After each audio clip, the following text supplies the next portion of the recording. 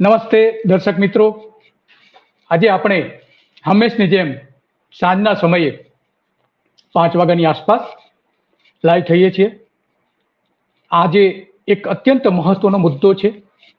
નરેન્દ્ર મોદી એક મહત્વકાંક્ષી પ્રોજેક્ટનું આવતીકાલે ખાતમુહૂર્ત કરવાના છે અમદાવાદમાં. ગાંધી આશ્રમ જે ગાંધીજીએ બનાવેલો હતો. 1917માં ગાંધીજી ત્યાં રહેવા ગયા હતા અને લગભગ 13 વર્ષ સુધી ત્યાં ગાંધીજી રહ્યા હતા અને ભારતની આઝાદીમાં સૌથી મહત્વનો ભાગ ભજવનારા આશ્રમ હતો. આ આશ્રમનું રીડેવલપમેન્ટ કરવા માટેનો 1200 કરોડ રૂપિયાનો પ્રોજેક્ટ ગુજરાત સરકારે બનાવ્યો છે. 12 માર્ચ એટલે કે આવતીકાલે 12 માર્ચ 2024ના રોજ દાંડીકૂચના દિવસે દાંડીકૂચ કરી હતી 1930માં. એ દિવસે ગાંધીજી ના આ પવિત્ર ભૂમિમાં આશ્રમ ભૂમિ વંદના એવા નામનો કાર્યક્રમ એટલે કે ખાતમુહૂર્ત નરેન્દ્ર મોદી કરવાના છે. સારો પ્રોજેક્ટ એમણે બનાવ્યો છે.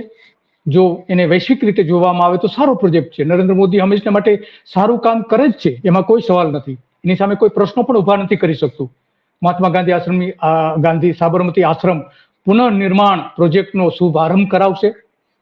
આ આશ્રમ આઝાદીની ચળવળ દરમિયાન ગાંધીજી સાથે દેશ અને દુનિયાના નેતાઓને મંત્રણાનો સાક્ષી રહ્યો છે. મહત્વના નિર્ણયો, આઝાદીના મહત્વના નિર્ણયો અહીંથી લેવાયા હતા.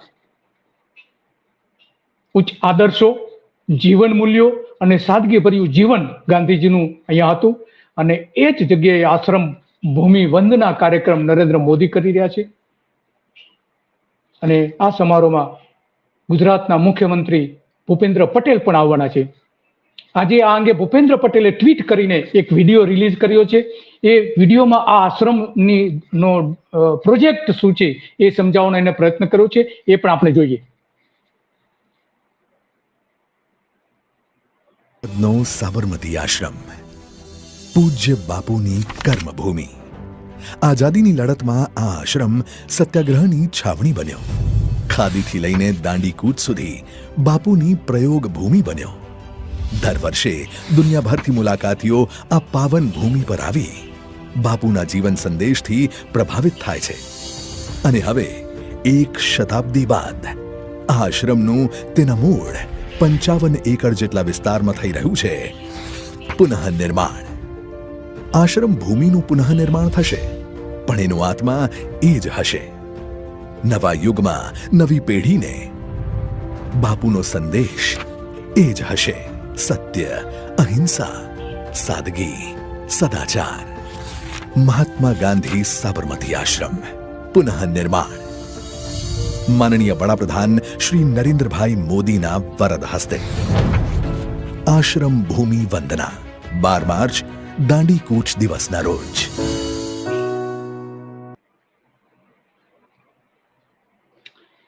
મુખ્યપ્રધાન ભૂપેન્દ્ર પટેલે આ વિડીયો રિલીઝ કર્યો છે. આની પહેલા પણ જ્યારે પ્રોજેક્ટ બનાવવાનું શરૂ કર્યું હતું ત્યારે પણ ભૂપેન્દ્ર પટેલે આવો જ એક વિડીયો, આખો પ્રોજેક્ટ શું છે એ બતાવતું વિડીયો એમણે રિલીઝ કર્યો હતો. આઝાદીની ચળવળનું મુખ્ય કેન્દ્ર આશ્રમ રહ્યું છે. અંગ્રેજો સામે આઝાદીના અહિંસક આંદોલનની વ્યૂહરચનાઓ બનાવી દેશવાસીઓને સ્વાધીનતા માટે ગાંધીજી અહીંથી જ જાગૃત કર્યા હતા. અને આ પ્રોજેક્ટને વડાપ્રધાનનું વિઝન તરીકે બતાવવામાં આવે છે કે વડાપ્રધાનનું એક વિઝન છે અહીંયા. અને સરકાર એવો દાવો કરે છે કે મહાત્મા ગાંધી માટે નરેન્દ્ર મોદીને વિશેષ લાગણી અને સન્માનની ભાવના રહી છે. યુદ્ધના આ સમયમાં, એટલે કે અત્યારનો જે યુદ્ધનો સમય છે એમાં શાંતિના હિમાયતી તરીકે વડાપ્રધાનની વાતો મહાત્મા ગાંધીની યાદ અપાવે છે. એટલે કે વડાપ્રધાન એક મહાત્મા ગાંધીના વિચારો સાથે જોડાયેલા છે. મહાત્મા ગાંધી સાથેની સરખામણી સરકાર કરી રહી છે, સરકાર પોતે. અને એમાં કે છે મહાત્મા ગાંધીના આદર્શો અને સાદગીપૂર્ણ જીવન પ્રત્યે અનુભવ કરી શકે તે માટે વડાપ્રધાનશ્રીએ સાબરમતીના પુનઃનિર્માણ માટેના આ પ્રોજેક્ટની પરિકલ્પના કરી હતી એવું સરકાર દ્વારા સત્તાવાર રીતે આજે જાહેર કરાયું છે. 1200 કરોડના આ પ્રોજેક્ટ માટે જે ગાંધીજીના 4 સિદ્ધાંતો ભૂપેન્દ્ર પટેલે આ વિડીયોમાં બતાવ્યા છે. 4 સિદ્ધાંતો: અહિંસા, સત્ય, સાદગી પ્રમાણિકતા. તો આ જે સિદ્ધાંતો છે એમાંથી એક પણ સિદ્ધાંત અહીંયા નવા પ્રોજેક્ટમાં લાગુ નથી પડવામાં આવ્યા. એક પણ સિદ્ધાંત નહીં. આ તમામ સિદ્ધાંતોનું ઉલ્લંઘન અહીંયા કરવામાં આવ્યું છે સરકાર દ્વારા. એના સંચાલકો જે પ્રોજેક્ટનું સંચાલન કરી રહ્યા છે, બે મહત્વના અધિકારીઓ, આમ તો 3 અધિકારીઓ છે, એ એટલા માટે આજે આ વાત કરવી છે. આધુનિક સુવિધાઓ હશે અહીંયા, નો ડાઉટ, એમાં કોઈ સવાલ નથી. અત્યંત વૈભવી આશ્રમ બનાવી દેવામાં આવશે. જે રીતે ગાંધીજીના જે સૌથી મહત્વના સાથીદાર હતા સરદાર પટેલ, એનું જે સ્ટેચ્યુ બનાવ્યું છે કેવડિયા ખાતે, અને એ સરદાર પટેલ સાદગીમાં માનતા હતા, અને એનું સ્ટેચ્યુ એકદમ ભવ્ય બનાવ્યું છે. 3,500 કરોડ રૂપિયાનું તો એ સ્ટેચ્યુ બનાવેલું છે, પૂતળું બનાવ્યું છે સરદાર પટેલનું. અને ત્યાં પણ સાદગીના બદલે વૈભવના માત્ર દર્શન થાય છે. એવું જ આમાં જ હશે, એમાં કોઈ સવાલ નથી. હસ્તકલા હશે એવું પણ કહેવામાં આવે છે. આ પ્રોજેક્ટમાં અહીંયા રાખવામાં આવશે. અને એવું પણ કહેવામાં આવે છે કે આશ્રમનું અનાવરણ ભલે નવું હોય, પરંતુ તેનો આત્મા તો એનો એ જ રહેશે. પરંતુ ગાંધીજીના આત્માની ચોટ પહોંચે એવા અનેક કાર્યો અહીંયા થયા છે કે જેની ભાગ્યે જ કોઈ સમાચાર માધ્યમોમાં નોંધ લીધી છે. આશ્રમની સાદગી અને અધિકૃત સ્થાપત્યોને જાળવી રાખવા માટે 20 જૂના મકાનોનું અહીંયા સંરક્ષણ કરાશે એવું કહેવામાં આવ્યું છે. અને 13 મકાનોનો જીર્ણોદ્ધાર કરાશે, અને 3 મકાનો પુનઃ વિકાસ કરાશે, એટલે કે તોડીને 3 મકાનો નવા બનાવાશે. અને જે 1951 પછી જે કંઈ મકાનો અહીંયા બનેલા છે એ તમામ તોડી પાડવામાં આવશે. આવા કેટલા મકાનો છે, શું છે, આ તે કશું જ વિગતો આ પ્રોજેક્ટ માટે આપવામાં આવતી નથી. સત્ય, અહિંસા અને શાંતિનો સંદેશ આપનારા મહાત્મા ગાંધીના જીવનની યાદો આની સાથે જોડાયેલી છે. પરંતુ આ 3 સિદ્ધાંતો અહીંયા આ જ સરકારના અધિકારીઓએ હત્યા કરી છે. આ 3 સિદ્ધાંતોની, સત્ય, અહિંસા અને શાંતિ અને સાદગી પણ, આ 4 સિદ્ધાંતો જે ગાંધીજીના હતા, એ 4ની હત્યા કરવામાં આવી છે. પુનઃ વિકાસનું કાર્ય પૂર્ણ સંવેદનશીલતા અને ભાવાત્મક રીતે થશે એવું કહેવામાં આવે છે, પરંતુ અહીંયા કોઈ જ સંવેદનશીલતા બતાવવામાં આવી નથી, કોઈ ભાવાત્મકતા બતાવવામાં આવી નથી. અધિકારીઓને જે લાગે એ નીતિ બનાવી છે. અગાઉ જે નીતિની જે જાહેરાત થવી જોઈએ કે આશ્રમના ડેવલપમેન્ટ માટે અમે પુનઃવસન માટેની કઈ નીતિ અપનાવીશું, એ નીતિનો એ સદંતર અભાવ જોવા મળે છે. જે કઈ નીતિ બનાવી હતી, અહીંના જે લોકો 350 લોકો જે રહેતા હતા એના પુનર્વસન માટે, એમાં સિંગલ મકાન હોય તો 60 લાખ રૂપિયા આપવાનો, અથવા તો 4 BHK નો ફ્લેટ આપવાનો, અને ડબલ મકાન હોય તો 90 લાખ રૂપિયા આપવાના. આવો એક પ્રિન્સિપલ નક્કી કરાયો હતો. એના ધજાગરા ઉડાવવામાં આવ્યા છે. કેટલાક લોકોને 90 લાખ અપાયા છે, કેટલાક લોકોને 1.5 કરોડ રૂપિયા અપાયા છે. અહીંયા કોઈ જ નીતિ નિયમો લાગુ કરાયા નથી. જે લોકો કેટલાક પૂર્વ મુખ્યમંત્રીના ડ્રાઈવર હતા એમને પણ અહીંયા મકાન આપવામાં આવ્યા છે. અહીંયા કણમાં, આ આશ્રમના કણમાં ગાંધીજીની વિરાસત છે, સાદગી છે, અને વિચારોની સુસંગતતા અહીંયા છે, પ્રસરેલી છે. અહીંયા આશ્રમમાં હૃદયકુંજ તો એકદમ પવિત્રમાં પવિત્ર માનવામાં આવે છે. એ જ જગ્યાએ ગાંધીજીના અનેક ઉચ્ચ આદર્શો, મૂલ્યો અને સાદગીભર્યું જીવન જે જીવતા હતા એની હત્યા કરવામાં આવી છે. એના માટે સૌથી કોઈ જો જવાબદાર હોય તો ટ્રસ્ટીઓ છે. ટ્રસ્ટીઓ, આના જે આશ્રમના ટ્રસ્ટીઓ, સ્મારક ટ્રસ્ટ છે, એના ટ્રસ્ટીઓ સૌથી વધારે જવાબદાર છે આના માટે. એવો મૌન ધારણ કરીને બેસી ગયા હતા. આશ્રમ દ્વારા કોઈ જ કામકાજ થતું હોય અને તેના સરકાર મદદરૂપ થઈ શકે છે એવું માનતા હતા. પરંતુ સરકારે અહીંયા કોઈ પણ જાતના નીતિ નિયમો રાખ્યા વગર આશ્રમની જમીન ઉપર, આ જ આશ્રમના ટ્રસ્ટની જમીનો ઉપર પગ પેસારો કરી દીધો હતો, ગેરકાયદેસર કબજો મેળવી લીધો હતો. મારું જીવન એ જ મારો સંદેશ કહેનારા ગાંધીજીના અહીંયા સિદ્ધાંતો જે હતા એનાથી વિપરીત કામ કરવામાં આવ્યા છે. અંગ્રેજોએ પણ પગ પેસારો કર્યો ન હતો, પરંતુ અહીંયા આ જ સરકારે, જેને ભગવી સરકાર કહેવામાં આવે છે, સેફ્રોન ગવર્મેન્ટ, એણે પગ પેસારો કર્યો હતો. રિનોવેશનના નામે ટ્રસ્ટોની જમીનો ઉપર ગેરકાયદેસર પ્રવેશ કર્યો હતો. અને એટલા માટે અહીંના જે સ્મારક સંગ્રહાલય ટ્રસ્ટ જે છે એના ટ્રસ્ટીઓ સૌથી વધારે જવાબદાર છે. આજે પણ લગભગ 5 લોકો પુનર્વસન પુનઃનિર્માણ માટે લડી રહ્યા છે. એમાં બે લોકો હોસ્ટેલ જે અહીંયા એક હોસ્ટેલ છે, એ હોસ્ટેલના ગૃહમાતા રહી ચૂક્યા હતા, દુર્ગાબેન પરમાર, કે જે નટવરભાઈ પરમારના પુત્રી છે. એને પણ કેસ કરેલો છે.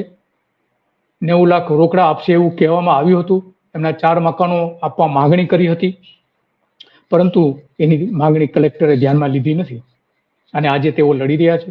કોર્ટમાં કેસ છે. બીજા એક ટ્રસ્ટી પણ છે કે બીજા એક ગૃહમાતા સાથે જોડાયેલા બીજા એક પણ છે કે જે એ પણ એની સામે લડી રહ્યા છે. એને બીજા કૃણાલ ઠાકોર કરીને જે કૃણાલ રાઠોડ જે છે, બજાજ બંગલો, એ વડી અદાલતમાં ગયા છે. અને કરણ સોની પણ આની સામે લડી રહ્યા છે. જમના કુટીરમાં તેઓ રહે છે અને 3 કુટુંબ રહે છે. એમાં એમણે વળતરની જે નીતિ બનાવી હતી, નીતિની વિરુદ્ધ જે સરકાર અમલ કરી રહી હતી એનો વાંધો ઉઠાવ્યો કે સરકારે પહેલા એની નીતિ બનાવવી જોઈએ, પરંતુ નીતિના બદલે અનીતિ અહીંયા અપનાવવામાં આવી રહી છે. સિંગલ ઘરના 60 લાખ આપવાના હતા અને 2 ઘર હોય એને 90 લાખ રૂપિયા આપવાના હતા. આવી નીતિ પ્રાથમિક નીતિ હતી, પરંતુ એ નીતિ સામે અહીંયા બિલકુલ કોઈ જ અમલ થયો નથી. અને આ માટે ટ્રસ્ટીઓ સૌથી વધારે જવાબદાર છે.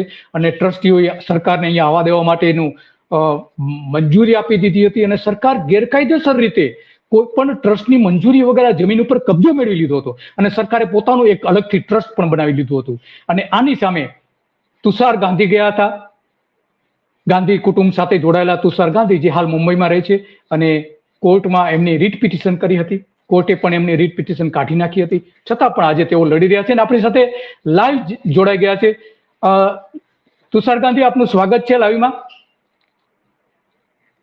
હેલો, નમસ્તે. લાઈવમાં આપ જોડાઈ ગયો છો અને ખાસ કરીને અગાઉ કેટલીક બાબતો રજૂ કરી છે. ખાસ કરીને જે ટ્રસ્ટીઓએ અહીંયા જે અનીતિ અપનાવી હતી એની પણ વાત કરીને સરકારની કઈ રીતે અનીતિઓ છે, ગાંધીજીના સિદ્ધાંતની વિરુદ્ધ સરકાર કઈ રીતે આ રીડેવલપ કરી રહી છે અને કઈ રીતે ત્યાં કબજો મેળવ્યો છે, એની કેટલીક વાતો તમે લાઈવમાં જોડાયા એ પહેલા મેં વાત કરી છે. તો આપને આપ આ જે ડેવલપમેન્ટ થઈ રહ્યું છે, હમણાં થોડી વાર પહેલા આપણે એક ટ્વીટ પણ કર્યું છે, એક્સ ઉપર આપણે ટ્વીટ પણ કર્યું છે, તો આ અંગે અત્યારે આપ શું કહી રહ્યા છો આના સંદર્ભમાં? ગાંધીવાદની હાર છે અને ગાંધીવાદીઓની હાર છે, કારણ કે બાપુના બતાવ્યા પથ પર ચાલીને અમે લોકોએ એમની જે ધરોહર છે એને બચાવવા માટે વેળાસર પ્રયત્ન નથી કર્યા અને એનો લાભ આ સરકારે ઉઠાવી અને એક પછી એક જે ગાંધી સંસ્થાઓ છે એના પર કબજો જમાવી દીધો છે. અમદાવાદની 2 પ્રમુખ ગાંધી સંસ્થાઓ હવે સંઘ અને સરકારના હાથોમાં જતી રહી છે, ગુજરાત વિદ્યાપીઠ અને હવે સાબરમતી આશ્રમ. એ બહુ દુઃખની વાત છે અને એમાં દોષ મારા જેવાઓનો છે, મારા જેવા, અને જે લોકો પર જવાબદારી હતી એ ધરોહરને સંભાળી રાખવાની, એનું જતન કરવાની અને એના રક્ષકો તરીકે કામ કરવાની. એ લોકોએ જે વિશ્વાસઘાત કર્યો છે, જે ટ્રસ્ટીઓ છે, એ બધી જ જે સંકળાયેલી સાબરમતી આશ્રમ જોડે સંકળાયેલી સંસ્થાઓ છે એના બધા જ ટ્રસ્ટીઓ આમાં દોષી છે. અને એમણે જે દગો કર્યો છે એનું પરિણામ હવે ભોગવવું પડશે કે જ્યારે સાબરમતી આશ્રમ કયા સ્વરૂપમાં હવે લોકોની સામે આવે છે એના ઉપર પ્રશ્ન ચિહ્ન મુકાઈ ગયું છે.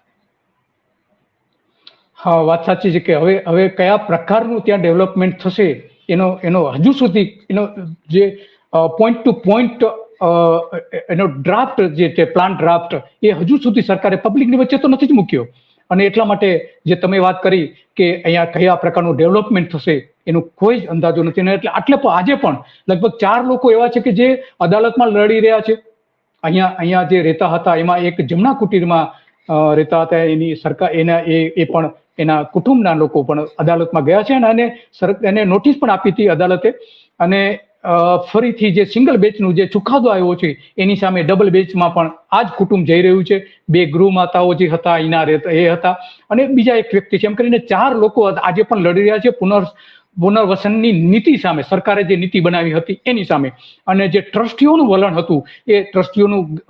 હતું એની સામે પણ કેટલાક લોકો આજે પણ લડી રહ્યા છે. તો આ બધાની બાબતમાં ટ્રસ્ટીઓએ જે બેદરકારી બતાવી છે આ નીતિની સામે અને જે 350 મકાનોથી લઈને એમને જે વળતર આપવામાં આવ્યું છે લગભગ 150 કરોડની આસપાસ હોવાનો અંદાજ છે આ 350 મકાનો માટે. 150 કરોડથી પણ વધારે હશે, પરંતુ ચોક્કસ ફિગર આજ સુધી નથી જાહેર કર્યો. તો આ બધાની વચ્ચે જે કંઈ થયું છે એમાં અત્યારે કામ ચાલુ થઈ ગયું છે ઓલરેડી. 10 ઓરડી જે છે, રંગશાળા જે ઓળખાય છે, વણાટ જ્યાં થતું હતું, ખાદીનું વણાટ થતું હતું, એનું કામ સરકારે ઓલરેડી કામ ચાલુ કરી દીધું છે. તો અત્યારે જે ખાતમુહૂર્ત કરવામાં આવી રહ્યું છે નરેન્દ્ર મોદીના હાથે, દેશના ગૌરવરૂપ વડાપ્રધાનના હસ્તે, તો એક બાજુ કામ ચાલુ છે અને બીજી બાજુ ખાતમુહૂર્ત શા માટે? આ કયા પ્રકારની નીતિ છે? શું સરકાર ગાંધીજીના જે સિદ્ધાંતો હતા, પ્રમાણિકતાના જે સિદ્ધાંતો હતા, એની વિરુદ્ધ પણ આ એક જોવા મળી રહ્યું છે. અભયઘાટમાં એક વૈભવી ડોમ બનાવવામાં આવ્યો છે. એ ડોમમાં લગભગ 6000 લોકો આવે એ પ્રકારની વ્યવસ્થા કરવામાં આવી છે. તો અહીંયા પણ ગાંધીજીના સિદ્ધાંતોનો ભંગ થઈ રહ્યો છે.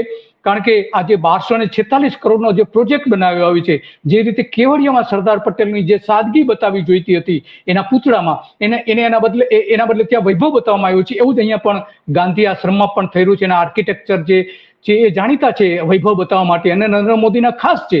તો આ બધી બાબતો સામે આવી છે. એમાં આપ આ પ્રોજેક્ટને કઈ રીતે અત્યારે જોઈ રહ્યા છો કે ખરેખર શું હોવું જોઈતું હતું અને શું થઈ રહ્યું છે? સૌથી મોટો જો દોષ આમાં કાઢવો હોય, વિશ્વાસઘાત અને બાપુની નીતિઓ અને બાપુના આદર્શોને ભ્રષ્ટ કરીને બતાવવાની જે દાનત છે એ તો છે જ, પણ આમાં પારદર્શકતાનો પણ એક અભાવ દેખાય છે કે કઈ રીતે પ્રાઇમ મિનિસ્ટરની જે દરેકે દરેક મહત્વાકાંક્ષા ભરી સ્કીમો છે એમાં એમને ફક્ત એક જ આર્કિટેક્ટ કેવી રીતે મળે છે? આપણી સરકારમાં નિયમ છે કે ટેન્ડર થવા જોઈએ ને ટેન્ડરમાંથી સિલેક્શન થવું જોઈએ. તો એવું કેવી રીતે થઈ રહ્યું છે કે અમદાવાદની આ એક જ કંપનીને એક જ આર્કિટેક્ટ જે પ્રધાનમંત્રીના ખાસ અને ચહિતા છે, એ જ દરેકે દરેક પ્રોજેક્ટમાં એમનું જ ટેન્ડર કેવી રીતે પાસ થઈ રહ્યું છે?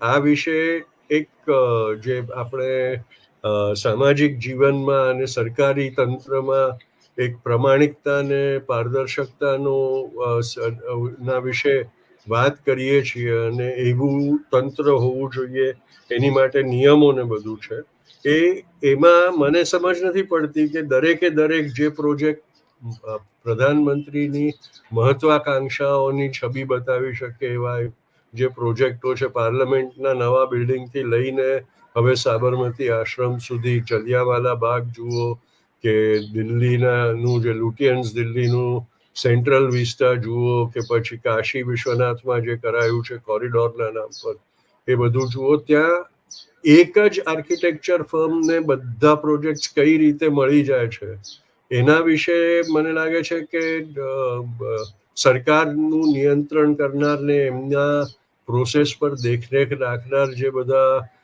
સીએજી અને લોકપાલ હોવા જોઈએ, એ લોકો પણ નિષ્ક્રિય થઈ ગયા છે. એ બતાવે છે કે કોઈ એક બહુ જ શક્તિશાળી વ્યક્તિ એ બધાને માથે બંદૂકો મૂકી અને એમને ચૂપ કરી દીધા છે.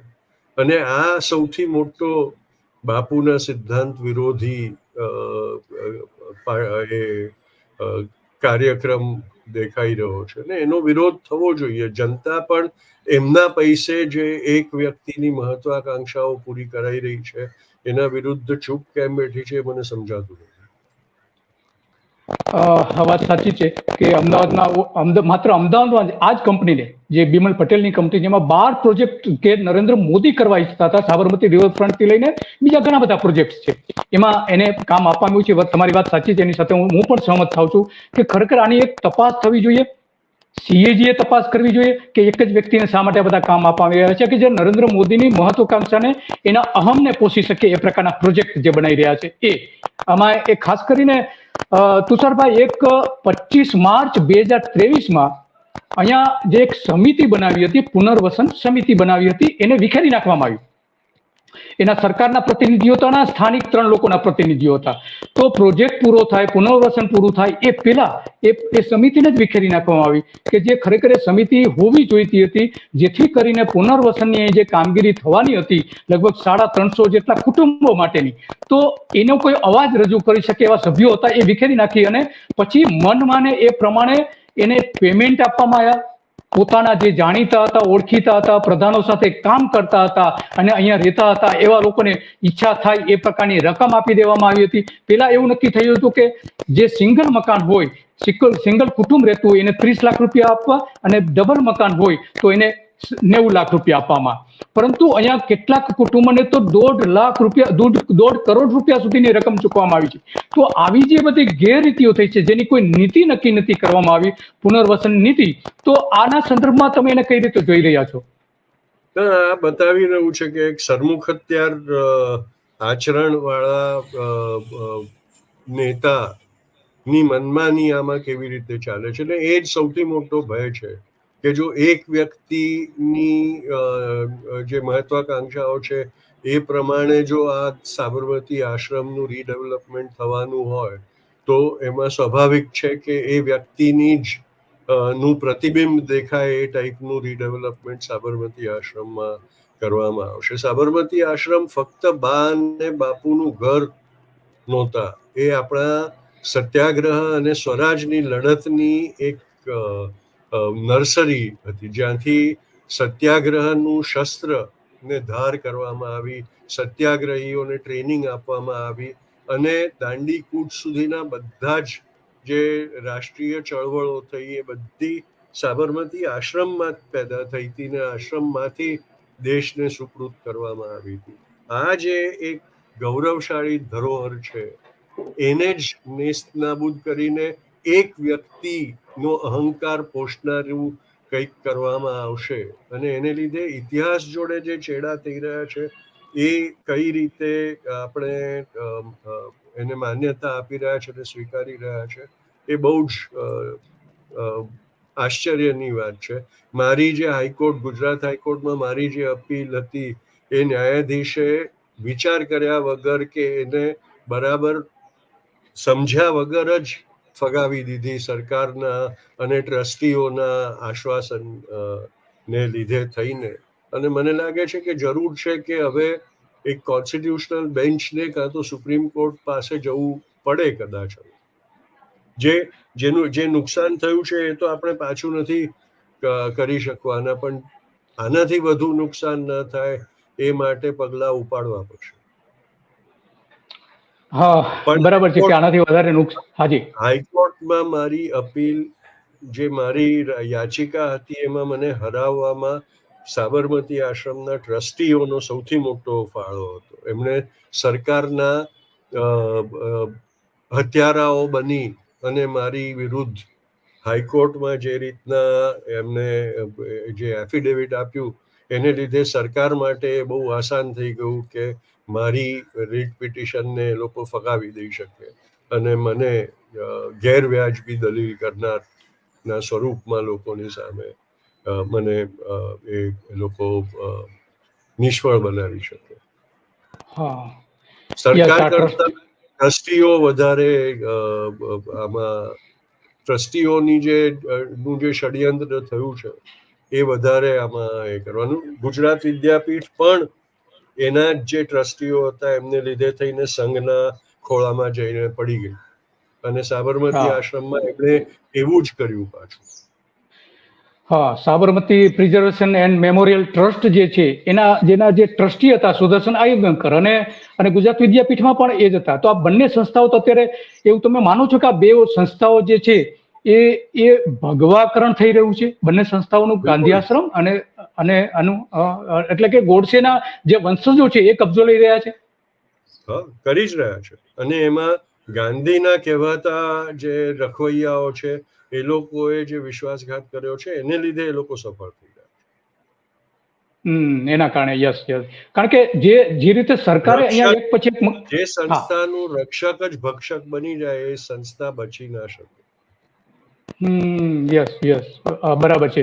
કારણ કે અહીંયા જ્યારે સરકારે એક પછી એક મકાનોનો કબજો લેવામાં આવ્યો, નોટિસ આપવામાં આવી, ત્યારે સરકારની તો કોઈ ઓથોરિટી હતી નહીં. સરકારના કબજામાં તો અહીંની કોઈ એક પણ ઇમારત કબજામાં નથી, સરકારનું કોઈ ટ્રસ્ટ નહોતું. છતાં પણ આ જે ટ્રસ્ટીઓએ એનો કોઈ વાંધો નતો ઉઠાવ્યો. સુદર્શનજી થી લઈને બીજા જે કેટલાક ટ્રસ્ટીઓ જે હતા, જે આપણે ગુજરાતના આપણે કહીએ છીએ કે અમદાવાદના ઉદ્યોગપતિ કહી શકાય એવા લોકોએ એની સામે વાંધો નતો ઉઠાવ્યો અને સરકારની મનમાની કરવા દીધી હતી. તો આ જે બધું થયું, એમણે એમના નિજી સ્વાર્થ માટે સાબરમતી આશ્રમનો સોદો કર્યો સરકાર જોડે.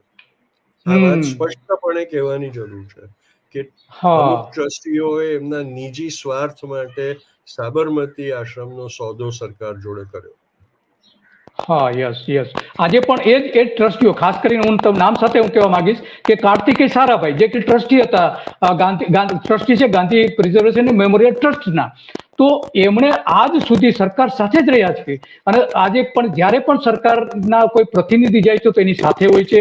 તો એમણે જે ભગવાકરણ કરવામાં મદદ કરી છે, તો સૌથી વધારે આ ટ્રસ્ટી જવાબદાર હોય એવું મને પોતાને પણ લાગી રહ્યું છે, જે રીતે આપને લાગી રહ્યું છે. કારણ કે જયેશ પટેલ પણ એમાંના જ છે. હા, જયેશ પટેલ, યસ. જયેશ પટેલને હમણાં જે થયું છે, જયેશ પટેલની સંપત્તિની તપાસ કરવા માટે એક ખાસ સમિતિની રચના કરવામાં આવી છે. એની પાસે લગભગ 12 પ્રોપર્ટી એવી છે કે જે ગાંધીજીએ વસાવેલી હતી. એ 12 પ્રોપર્ટીનો ઉપર ગેરકાયદેસર કબજો એમણે જમાઈ લીધો છે. ઇવન હૃદયકુંજ જો વિસ્તાર છે, એ વિસ્તારની અંદર આ જયેશ પટેલ કે જે આનંદીબેન પટેલના જમાઈ છે, અને અનાર પટેલ કે જે નરેન્દ્ર મોદીની જે ડ્રેસની ડિઝાઇન કરવા માટે એક સમયે પ્રયત્ન પણ કરતા હતા, આ બધાએ અહીંયા ગેરકાયદેસર રીતે કબજો જમાવી દીધો છે અને એને જમીન પણ આપી છે સરકારે. તો ગેરકાયદેસર ટ્રસ્ટોને સરકાર કઈ રીતે જમીન આપી શકે, એની સીટ રચવામાં આવી છે, એની ખાસ તપાસ દળ રચવામાં આવ્યું છે જયેશ પટેલ સામે. તો શા માટે સરકાર આવું કરી રહી છે, સૌથી મોટો સવાલ છે. એની પાછળના કારણો શું લાગે છે આપણે જયેશ પટેલને આટલી બધી સરકાર મદદ કરી રહી છે એના માટે? એમના જે કનેક્શન છે આનંદીબેન પટેલ જોડે ને આનંદીબેન પટેલના જે પ્રધાનમંત્રી જોડેના સંબંધ છે, એ બધાને કારણે, અને આ જે બધી તપાસની બધી જે છે એ નાટક છે, એમાંથી કશું ઉપજવાનું નથી. એ ફક્ત લોકોને બેવકૂફ બનાવવા માટે અને ક્લીન ચીટ આપવા માટેનું એક પ્રયત્ન છે. ક્લીન ચીટ અપાશે અને જૈસે તે ચાલુ રહેશે. વાત સાચી. ગાંધીજી અહીંયા 13 વર્ષ સુધી રહ્યા હતા અને એમાં ગાંધીજીએ જે આખા દેશને જે જાગૃત કર્યો હતો આઝાદીની લડત માટે, અને જે એમના સિદ્ધાંતો સ્થાપ્યા હતા, એ સિદ્ધાંતોનો અહીંયા સરેઆમ ભંગ થઈ રહ્યો છે. એમાં જે એક સૌથી સત્ય, અહિંસા અને સદાચાર આ તો છે જ, પરંતુ એમાં સૌથી મહત્વનો જે એમનો જે સિદ્ધાંત પ્રિન્સિપલ હતો એ સાદગી હતું. એમનો આશ્રમ જે હતો એ એકદમ સાદગીથી બનાવવામાં આવ્યો હતો અને એમનું જીવન પણ સાદગીથી હતું. કસ્તુરબા સાથેનું જીવન પણ સાદગીથી હતું. તો આ જે આશ્રમ બનશે એવું આપને લાગે છે કે એક ભવ્ય આશ્રમ બનાવવામાં આવશે, જે રીતે સરદાર પટેલનું કેવડિયામાં સ્ટેચ્યુ બનાવવામાં આવ્યું છે એ રીતે? એવું જ થવાનું છે. તમે જુઓ ગાંધીનગરમાં જે હવે જેને દાંડી કુટીર કહે છે ને પહેલા જેને મહાત્મા મંદિર કહેતા હતા, એમાં તમને બાપુનો કોઈ અંશ નહીં જોવા મળે. એમાં ભવ્યતા દેખાય છે અને બાપુના એક પણ સિદ્ધાંતને જીવંત સ્વરૂપમાં બતાવી નથી શકતા એ લોકો. એટલે હવે જે સાબરમતી આશ્રમમાં એમને જે ગાંધી બતાવો છે એના વિપરીત ગાંધીનું જે પ્રતિબિંબ છે એ ભૂસવા આવ્યા છે. અચ્છા, એટલે કે જે એ પોતે જે વિચારધારામાં માને છે, કારણ કે ગાંધીજીએ કહ્યું હતું, તમે જે કહ્યું કે મેં ટ્વીટ કરી હતી, એટલે જ મેં આજે એ ટ્વીટ કરી છે કે કાલે પ્રધાનમંત્રી સાબરમતી આશ્રમની કબર ખોદવા આવી રહ્યા છે. આશ્રમની કબર ખોદશે. હા, યસ યસ યસ, વાત સાચી છે. એના જે પ્રિન્સિપલ છે, ગાંધીજીના જે વિચારો છે, ગાંધીજીનું જે જીવન હતું, એની કબર ખોદીને ગાંધીજીને ત્યાં દફનાવી દેશે અને ઉપર ભગવો ઉપર દફનનું કપડું પણ પહેરાવી દેશે, કે જે પોતે જે વિચારધારા માને છે એ પ્રમાણેનું વિચારધારા ધરાવતું એક સ્મારક બનાવી દેશે, એવું પણ, એટલે એનો મતલબ એવો પણ થઈ શકે છે.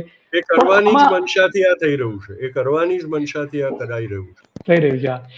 ગાંધી નથી, ગાંધીને ભ્રષ્ટ કરવાની નીતિ છે. હા, કારણ કે જે પ્રોજેક્ટની જે જાહેરાત થવી જોઈએ, પ્રોજેક્ટ ખરેખર શું છે એનું આજ સુધી પ્રજાને બતાવવામાં નથી આવ્યું. એટલે સ્વાભાવિક છે કે એ શંકા ઊભી થઈ છે. અને બીજું કે અહીંયા જે આ પ્રોજેક્ટનું હેન્ડલ કરી રહ્યા, આપને આ ખબર હોવી જોઈએ કે સ્વતંત્રતા પછી અને બાપુની હત્યા પછી સાબરમતી આશ્રમમાં ઘણી વસ્તુઓ બદલવામાં આવી, એનો જીર્ણોદ્ધાર થયો.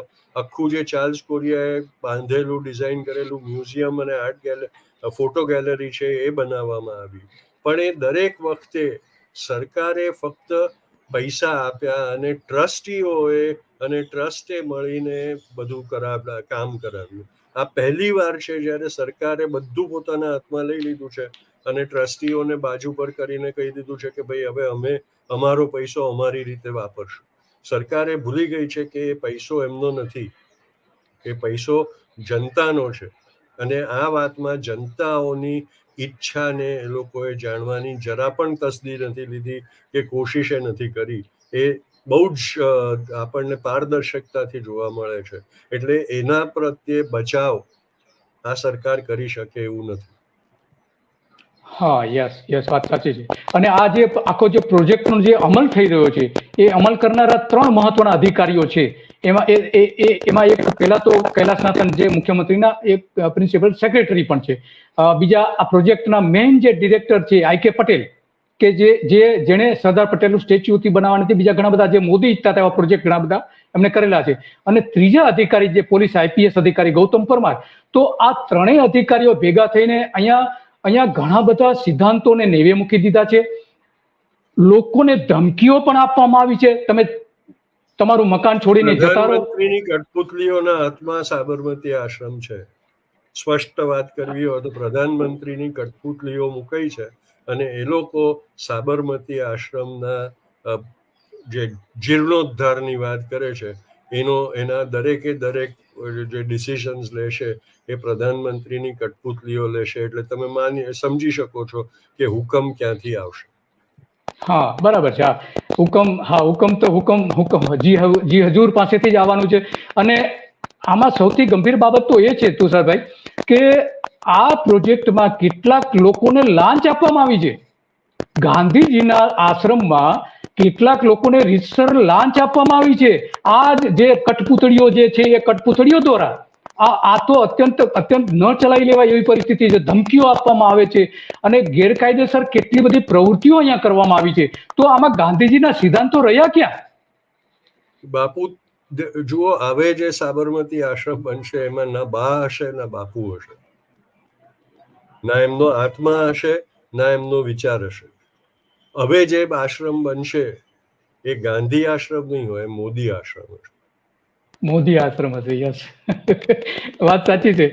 એનો જે અમલ છે એ પ્રકાર જ થઈ રહ્યો છે. અહીંયા ગાંધી આશ્રમની બરાબર બાજુમાં જ હમણાં જ સુભાષ બ્રિજમાં 300 જેટલા ગરીબ પરિવારોના ઝૂંપડા હતા. એ ઝૂંપડા પર બુલડોઝર ફેરવી દેવામાં આવ્યું છે. જે ગાંધીજી ગરીબો માટે કરુણા બતાવતા હતા એ જ ગાંધી આશ્રમની બરાબર બાજુમાં જ સુભાષ બ્રિજની પુલની નીચે જે સુભાષ બ્રિજનો જે ચિમન પટેલ બ્રિજ છે તેની નીચે જે ઝૂંપડાઓ હતા, એની આસપાસના જે ઝૂંપડાઓ હતા 300 ઝૂંપડાઓ ત્યાં બુલડોઝર ફેરવી દેવામાં આવ્યા છે. આજે પણ એ જ ગરીબ પરિવારો આકાશની નીચે લઈ રહ્યા છે. એની પાસે કોઈ જમીન નથી. પોતાના જે ઘરનો સામાન હતો એ સામાન ત્યાં બાજુ પર મૂકીને જીવે છે.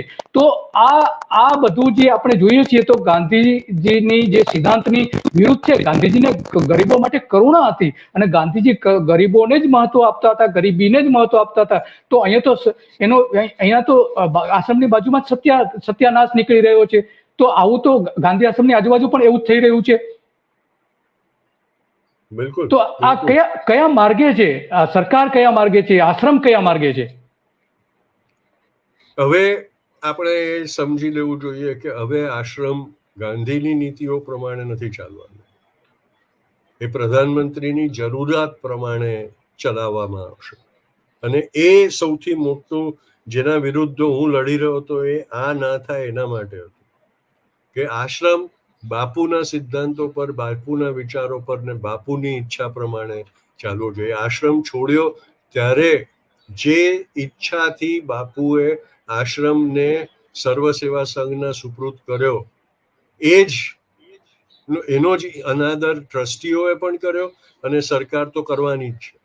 એટલે બાપુની ઈચ્છા પણ હવે એ લોકોની માટે કોઈ મહત્વ નથી રાખતી. બાપુએ આશ્રમ છોડતી વખતે દર્શાવેલી આશ્રમના ઉપયોગ વિશેની ઈચ્છા એ પણ આ સરકારે માન્ય નથી રાખી. યસ, હરિજનોને સોંપી દેવો આશ્રમ, એ ગાંધીજીની છેલ્લી ઈચ્છા હતી. યસ. તો આમાં અહીંયા અત્યારે જે વડાપ્રધાન મોદી જે આશ્રમ બની રહ્યા છે, તો એવું કહી શકીએ કે હવે આ ગાંધી આશ્રમ સત્ય અહિંસા નહીં પણ ભગવાકરણના જે સિદ્ધાંતો છે એનો અમલ કરશે અને એ પ્રમાણે જ ચાલશે, એવું તમે જે કહ્યું છે.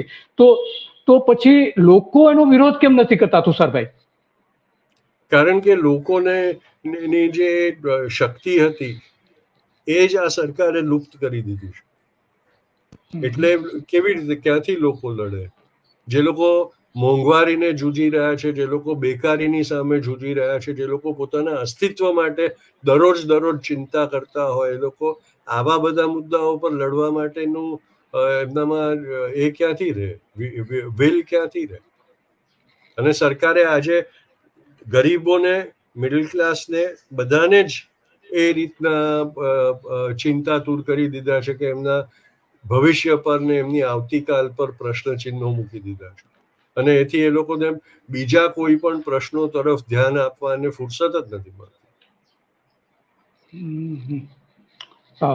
અને એનો મતલબ એ સીધો એ થયો કે એટલે જ્યારે તુષાર ગાંધી કોર્ટમાં જાય સાબરમતી આશ્રમને બચાવવાને, એટલે લોકોને એવું થાય કે આ કોઈ નવરો લાગે છે અને પોતાની મહત્વ બતાવવા માટે કરી રહ્યો લાગે છે. પણ એમાં જનતાના હિતને સાચવવાની વૃત્તિ લોકો જોઈ નથી શકતા. યસ, આ વાત સાચી કે લોકોની વિચાર શક્તિ જે છે કે ખરેખર સાચું શું છે, ખોટું શું છે, એ ગુમાવી દીધું હોય એવું લાગી રહ્યું છે. નહીતર આ રીતે તો ન જ થવા દે. ભલે સરકાર પોતે આમાં સીધી ઇન્વોલ્વ થઈ છે, પરંતુ એક ટ્રસ્ટને જવાબદારી સોંપવાની જરૂર હતી કે આ જે અગાઉ કરેલા જ છે કામો, આશ્રમમાં ઘણા સુધારાના કામો કરેલા છે, પ્રિઝર્વેશનના કામ થયા છે, ભલે એમાં નીતિ નિયમો બધા બાજુ પર મૂકી દેવાયા છે, પરંતુ એ ટ્રસ્ટને જવાબદારી સરકાર સોંપી શકી હોત, પરંતુ એ નથી સોંપી અને સરકારે પોતાનું ટ્રસ્ટ બનાવી દીધું છે. અને એ ટ્રસ્ટ જે છે, એ ટ્રસ્ટીઓ એમાં કોણ છે એ હજુ સુધી કોર્ટને કંઈક થોડે અંશે કહેવામાં આવ્યું છે, પણ પબ્લિકની વચ્ચે હજુ સુધી સરકારે કહ્યું નથી. તો આ ટ્રસ્ટ જ હવે એનો કબજો મેળવી લે છે, હૃદયકુંજથી લઈને બધું.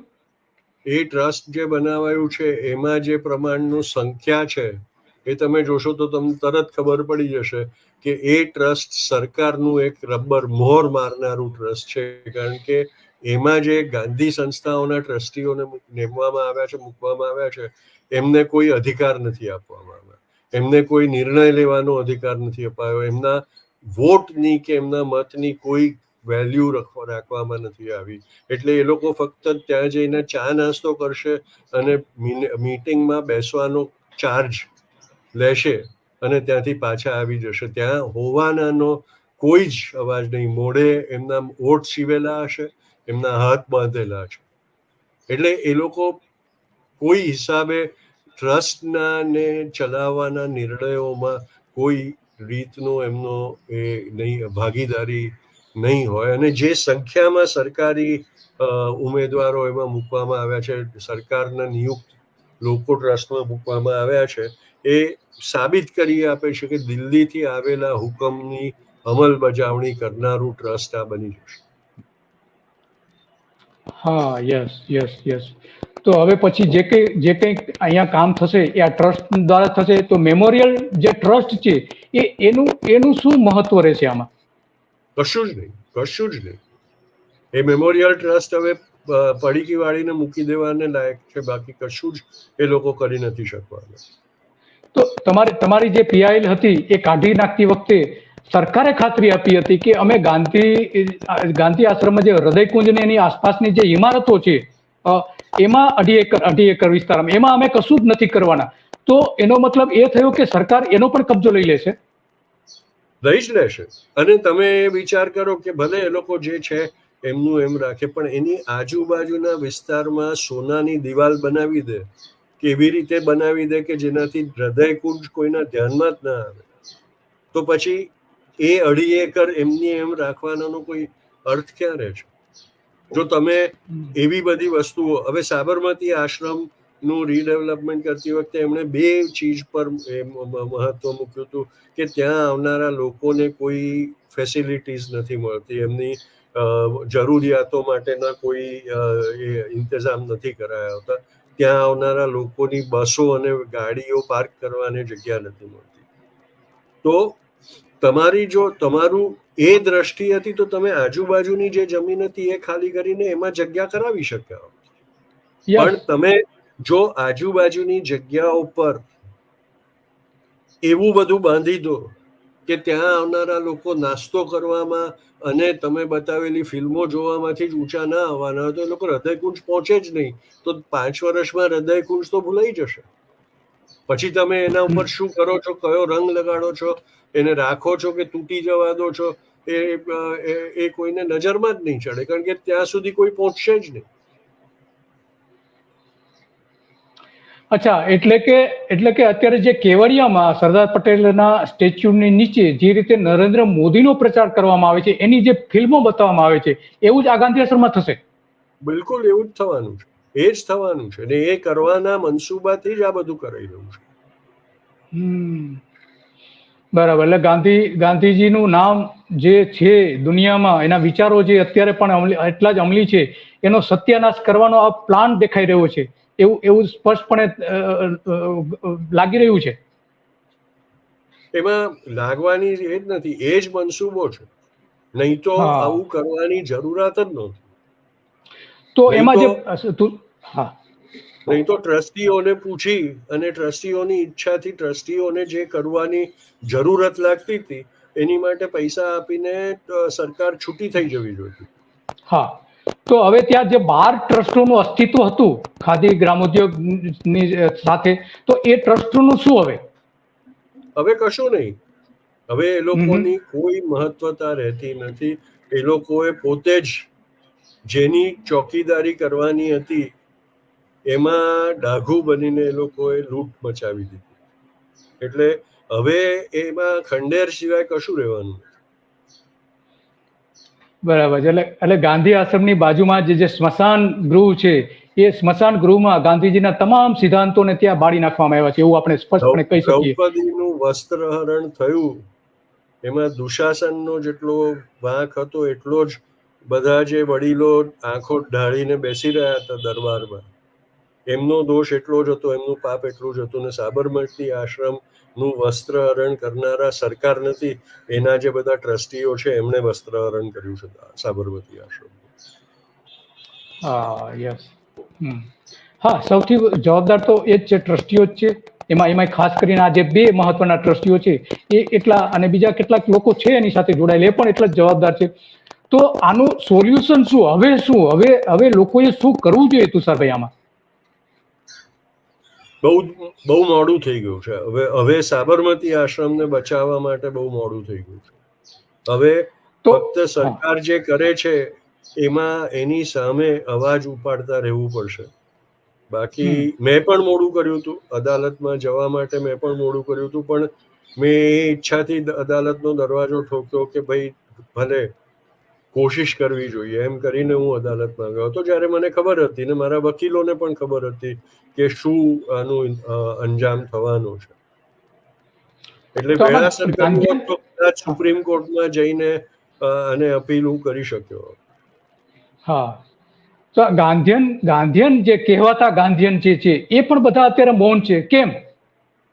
કારણ કે કહેવાતા છે, ખરા નથી. ખરા અર્થમાં ગાંધીયન નથી.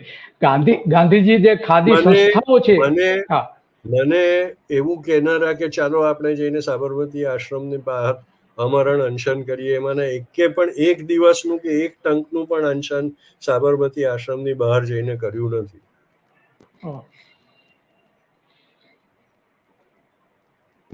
એટલે આખી પરિસ્થિતિ ગંભીર બની ગઈ છે. તો હવે એનો મતલબ એ થયો તુષારભાઈ કે આપણે જે રીતે સરદાર પટેલના સ્ટેચ્યુને જોવા માટે ફી ચૂકવીએ છીએ, તો અહીંયા ગાંધીજી અને ભગવા ગાંધીજી, હવે આપણે ભગવા ગાંધીજી કહેવા પડશે, ભગવા ગાંધીજીને જોવા માટે આપણે અહીંયા ફી ચૂકવવી પડશે. દાંડી પર જે સ્મારક બન્યું એ સરકારના હાથમાંથી ગુજરાત ટુરિઝમના હાથમાં ગયું. ગુજરાત ટુરિઝમે કોન્ટ્રાક્ટરને સુપ્રત કરી દીધું છે. કોન્ટ્રાક્ટર પોતાના પૈસા, એમાં નાખેલા પૈસા રિકવર કરવા માટે ત્યાં ફીસ વસૂલ કરે જ છે, અને જનતાને પૈસે નવું બનાવેલા સાબરમતી આશ્રમમાં જનતાને જ જવા માટે સરકાર વસૂલી કરશે. કારણ કે એ લોકો હમણાં સુધી જે રીતે ટ્રસ્ટો સાબરમતી આશ્રમ ચલાવતા હતા એ રીતે નહીં ચલાવે, એમના કોન્ટ્રાક્ટરો ચલાવશે. જે કોન્ટ્રાક્ટરોએ લાંચ આપી હશે, એ કોન્ટ્રાક્ટ લેવા માટે રિશ્વત આપી હશે, પૈસા વેડફ્યા હશે, એ લોકો પછી એ પૈસા પાછા મેળવવા માટે અને એના પર નફો કમાવા માટે જનતા પાસેથી ઉઘરાણી કરશે જ. અને આ સાબરમતી આશ્રમને ઉઘરાણી કરવાનું એક સાધન બનાવીને કોન્ટ્રાક્ટરોને સોંપવાની નીતિથી સરકાર આ કામ કરી રહી છે. એટલે કે વ્યાપારીકરણ, આશ્રમનું વ્યાપારીકરણ થઈ ગયું, એનો મતલબ એ થયો સીધો જ. બિલકુલ વ્યાપારીકરણ થશે, બિલકુલ વ્યાપારીકરણ.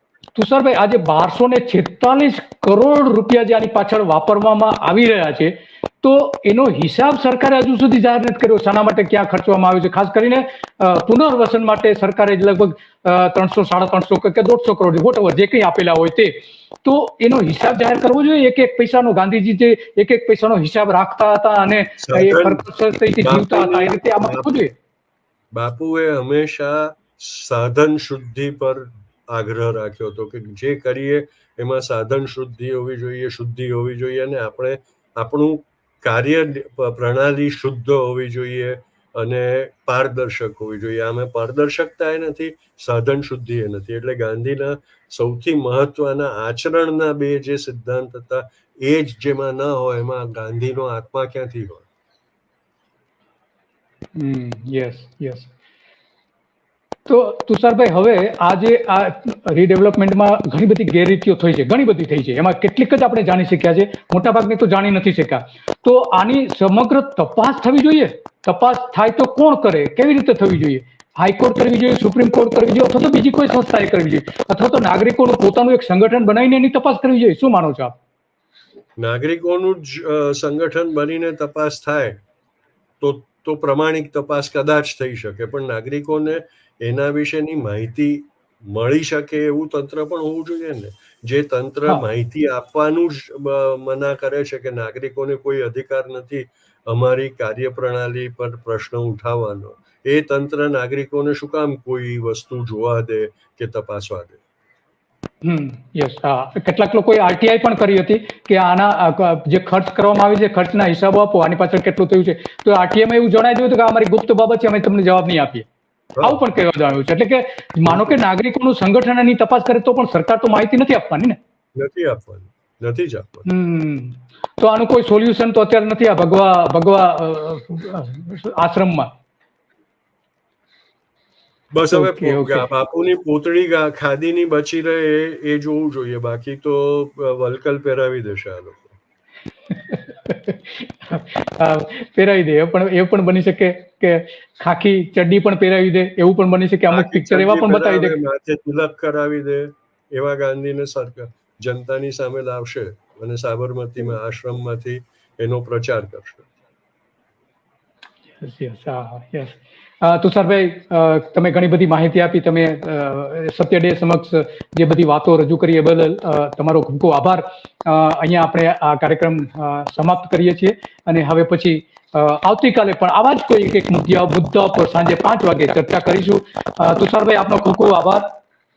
આપનો પણ આભાર, અને આપે મને આ મોકો આપ્યો મારી દિલની વ્યથા લોકો સુધી પહોંચાડવાનો, એટલે આપનો બહુ જ આભારી છું. છેલ્લો તુષારભાઈ પ્રશ્ન છે, છેલ્લો જ પ્રશ્ન છે કે જે અમારી જમાત સાથે જોડાયેલો છે, પત્રકારો સાથે જોડાયેલો છે. તો આવા પત્રકારો મૌન કેમ છે? છાપાના માલિકો, ટીવીના માલિકો, એના જે રિપોર્ટર્સ, એના જે જર્નલિસ્ટ, એના કામ કરનારા, એના જે રાઇટર્સ છે, એ બધા કેમ મૌન છે? શું કારણ છે? સરકાર માનો કે બધું કરી રહી છે, તો આ જે જમાત છે, આ વર્ગ છે, અમારા પત્રકારોનો વર્ગ છે, એ કેમ મૌન છે? તમે પણ એમાં એક આવી જાવ છો કે એક પત્રકાર તરીકે તમે પણ છો, તો આ બધા મૌન કેમ છે? સામદામ દંડભેદની જે નીતિ વપરાય છે સરકાર દ્વારા, એના ડરથી અને એના પ્રલોભનોથી પત્રકારો પણ અલિપ્ત નથી રહી શક્યા. તમે જુઓ તો નરેન્દ્ર મોદીના ચીફ મિનિસ્ટર કાળથી લઈને આજ સુધી ગુજરાતમાં જેટલા પત્રકારો ઉપર રાષ્ટ્રદ્રોહના કેસ થોપવામાં આવ્યા છે, અને પત્રકારો પોતાનો જીવ અને પોતાનું કારકિર્દી બચાવવા માટે જે રીતે ધડપડ કરવી પડે છે એને લીધે મનોબળ તૂટી જાય એમાં કોઈ આશ્ચર્ય નથી લાગતું. અને આજે મીડિયાનું મનોબળ કાં તો પ્રલોભનને લીધે તૂટી ગયું છે, કાં તો જે બધી એ લોકોને ધાક ધમકીઓ આપવામાં આવી છે ને એમના ઉપર જે ત્રાસદી કરવામાં આવી છે એને લીધે તૂટી ગયું છે. એટલે આજે એ લોકો પણ મૌન થઈને બેસી રહ્યા છે અને પૂંછડી પટપટાવવા સિવાય વધુ કંઈ કરતા નથી. બરાબર છે. એટલે કે જે 3 સ્તંભો હતા લોકશાહી માટેના, એ 3 સ્તંભો ખતમ કરી દીધા છે અને હવે ગાંધીજીનો એક આખા દેશનો એક મોટો સ્તંભ હતો, ગાંધીજીના પ્રિન્સિપલ, ગાંધીજીના સિદ્ધાંતો, મહાત્માના સિદ્ધાંતો, બાપુના સિદ્ધાંતો, એ સિદ્ધાંતોનો સ્તંભ જે હતો એ પણ હવે આશ્રમમાં નેસ્ત નાબૂદ થઈ જશે. હા, યસ, તમે કોઈ કબર ખોદાઈ રહી છે, એ શબ્દ તમે સારો વાપરો છો, કબર ખોદાઈ રહી છે. તો આ ગાંધીજીની કબર ખોદાઈ, ગાંધીજીના વિચારોની કબર ખોદાઈ રહી છે. હવે આ બધાની વચ્ચે બાપુની હત્યા કર્યા પછી એ લોકોને સૌથી વધારે ડર ગાંધી વિચારની પ્રબળતાથી થયો છે. એટલે 75 વર્ષ પછી હવે એ લોકોએ એ વ્યક્તિના બદલે એ વિચાર ઉપર હુમલો કર્યો છે ને એ વિચાર ખંડિત કરવાની એમની યોજનામાં સફળ પણ થઈ રહ્યા છે. યસ. તો ખૂબ ખૂબ આભાર તુષારભાઈ તમારો. આપણો સમય પણ પૂરો થયો છે અને હવે ફરી એક વખત ગમે ત્યારે આપણે આજ મુદ્દાઓ પર જ્યારે એવું લાગશે ત્યારે ચર્ચા પણ કરીશું. અને આવતીકાલે તો મને લાગે છે આપણે જે છેલ્લે પત્રકારોની ચર્ચા કરી, તો આવતીકાલે આખા દેશમાં અહીંથી ગાંધીજીનું લાઈવ પ્રસારણ થશે. ગાંધીજી માટે જેટલી વાતો નહીં થાય એના કરતાં વધારે નરેન્દ્ર મોદી માટે પણ વાતો થશે. કે એવું કહે છે કે નરેન્દ્ર મોદી ગાંધીજીના સિદ્ધાંતોને અનુસરે છે, ગાંધીજીના જે પ્રિન્સિપલ્સ હતા એને અનુસરે છે, એવું આખા દેશમાં એક વાતાવરણ આ અમારા જ પત્રકારો ઊભું કરી દેશે એવું તમને તો લાગી રહ્યું છે? બરાબર, એ જ કારણથી આ થઈ રહ્યું છે. અને આમાં કોઈ આસ્થા નથી. આમાં અઘોષિત જે ઇલેક્શન છે હવે થવાનું છે, અનિવાર્ય છે, એના પ્રચારનો આરંભ છે. પણ ઈસીને પાછળ રાખીને કરી શકાય એ વખતે આ થઈ રહ્યું છે. કારણ કે આચાર સંહિતા લાગ્યા પછી મુશ્કેલ થઈ જાય બધું કરવાનું. મુશ્કેલ થઈ જાય. અને ઓલરેડી ડેવલપમેન્ટનું કામ તો છેલ્લા 3.5 મહિનાથી તો ચાલુ થઈ ગયું છે. ઓલરેડી 10 ઓરડી જે છે રંગશાળા, જે હમણાં આપણે વાત કરી, ત્યાં એ લોકોએ કામ ચાલુ કરી દીધું છે, કોન્ટ્રાક્ટ અપાઈ ગયા છે. તો ખાતમુહૂર્ત કઈ રીતે, કયા આધાર ઉપર ખાતમુહૂર્ત બતાવી રહ્યા છે? જે રૂપકડું નામ આપીને કહે છે કે અમે ખાતમુહૂર્ત કરવાના છીએ, કયો આધાર છે? ત્યાં અધૂરા મંદિરમાં જો પ્રાણ પ્રતિષ્ઠા જે માણસ કરી શકે એ કશું પણ કરી શકે. બરાબર. એટલે ગાંધીજીનો જે સત્યનો સિદ્ધાંત છે એ જ એના ખાતમુહૂર્તમાં એની હત્યાનો સિદ્ધાંત બની જશે. આ નરેન્દ્ર મોદીના શાસનમાં એવું લાગી રહ્યું છે. જી નમસ્તે તુષારભાઈ, આપ જોડાયા બદલ ખૂબ ખૂબ આભાર. નમસ્તે. તો આપણે તુષાર ગાંધી સાથે ઘણી બધી વાતો કરી. એમણે જે વાતો કરી એ બધા ગુજરાતના, ભારતના લોકોએ વિચારવા જેવી છે. એમણે પોતે પણ આના માટે લડત આપી હતી. ગાંધીજીના પ્રપૌત્ર છે તુષાર ગાંધી, અને આજે અત્યારે મુંબઈમાં રહે છે અને ઘણી બધી ગાંધીજીના સિદ્ધાંતો માટે એ વાતો લખતા રહે છે અને જ્યાં લાગે ત્યાં એ લડત પણ કરતા રહે છે. ગુજરાતમાં પણ ઘણી બધી લડતો એમણે આપી છે જ્યાં ગાંધીજીના સિદ્ધાંતોની હત્યા થતી હોય ત્યાં એ આપણી સાથે જોડાયા. એ પણ એમને ઘણી બધી વાતો કરી. તો આ જે બધી ઉપરથી એક સામાન્ય બાબત એવી નીકળી છે કે ગાંધી આશ્રમ જે સિદ્ધાંતો માટે સ્થાપ્યો હતો ગાંધીજીએ, હવે એ જ સિદ્ધાંતોની હત્યા અહીંયા ગોડસેવાદીઓ કરી રહ્યા છે એવું સ્પષ્ટપણે ઘણા બધા લોકોના મંતવ્યો ઉપરથી થઈ રહ્યું છે. અહીંયા ઘણી બધી એવી અસત્ય બાબતોનો અમલ થયો છે. અપારદર્શિતા અહીંયા થઈ છે. હિસાબોની કોઈ સ્પષ્ટતા નથી. જે ભ્રષ્ટાચાર થયો છે એના કોઈ જવાબો આપવામાં આવતા નથી. કેટલાક લોકોને અહીંયા મકાનો બળજબરીપૂર્વક ખાલી કરવામાં આવ્યા છે અને કેટલાક લોકો અહીંથી જવા નતા માંગતા એમને પણ કેટલાક આઈપીએસ અધિકારીઓ અને ખાસ કરીને જે મુખ્યમંત્રીના જે પ્રિન્સિપલ સેક્રેટરી છે કૈલાસનાથન, એમની અહીંયા સૌથી ખરાબ ભૂમિકા રહી છે. જ્યારે પણ લોકો યાદ કરશે ગાંધીજીના આશ્રમની હત્યા જે કરવામાં, જેને તુષારભાઈએ જે કહ્યું છે એને કે કબર ખોદવામાં આવી રહી છે ગાંધીજીના વિચારોની, ગાંધી આશ્રમની, તો આ જ્યારે પણ કબરની વાત નીકળશે ત્યારે હંમેશને માટે જો દોષ દેવામાં આવશે તો કૈલાસનાથન એમાં 1 નંબર ઉપર હશે, કારણ કે આ જે સમગ્ર પ્રોજેક્ટ અમલમાં મૂક્યો છે એની સંપૂર્ણ જવાબદારી નરેન્દ્ર મોદીએ કૈલાસનાથનને સોંપી છે અને આવતીકાલે એનું ખાતમુહૂર્ત થઈ રહ્યું છે. આ બધી જ બાબતોને લઈને જે કંઈ પ્રશ્નો ઊભા થશે એના માટે કોઈ જો એક જવાબદાર વ્યક્તિ હોય અધિકારી તરીકે તો એ કૈલાસનાથન હશે. બીજા છે બે ત્રણ અધિકારીઓ, અમદાવાદના કલેક્ટર ધવલ પટેલ પણ આવે છે, એમાં બીજા 2-4 કલેક્ટરો પણ આવી જાય છે એમાં. તો આ બધા જ અધિકારીઓ આના માટે જવાબદાર છે. આ પાયો, ગાંધી આશ્રમનો પાયો ખોદીને કબર બનાવવા માટેનો, તો આ જે બાબત સામે આવી છે એ અત્યંત ગંભીર છે, ચિંતા ઉપજાવી એવી છે. કોઈ આની સામે અવાજ ઉઠાવતું નથી, એ સૌથી વધારે ચિંતાનો વિષય છે. જે અવાજ ઉઠાવે છે એની સામે પણ પગલાં ભરવામાં આવે છે. તો આ બધી બાબતો જે થઈ છે એ અત્યંત ચિંતાજનક છે અને એટલા માટે આજે આ ચર્ચાનો વિષય આપણે રાખ્યો હતો. નમસ્તે. હવે આવતીકાલે આપણે મળીશું.